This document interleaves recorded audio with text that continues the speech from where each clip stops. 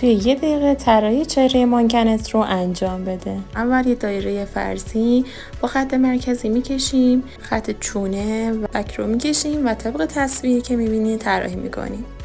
برای طراحی چشم دقیقاً وسط صورت خط افقی میکشیم و این خط رو به 4 قسمت مساوی تقسیم بکنید و حتما برای استاندارد بودن قسمت وسط چشم ها اندازه 1 چشم باشه. جای ابروها رو مشخص میکنیم و جای بینی رو با 2 خط فاصله مشخص و همچنین لب‌ها رو مشخص میکنیم و طبق تصویر طراحیشون میکنیم. 1/2 صورت میشه اندازه گردن، پس اون رو هم طراحی کنید. برای طراحی ابروها در راستای گوشه بینی طراحیش میکنیم. برای قسمت مو اول باید روی شمو رو تعیین و بعدش شروع به طراحی مو بکنیم.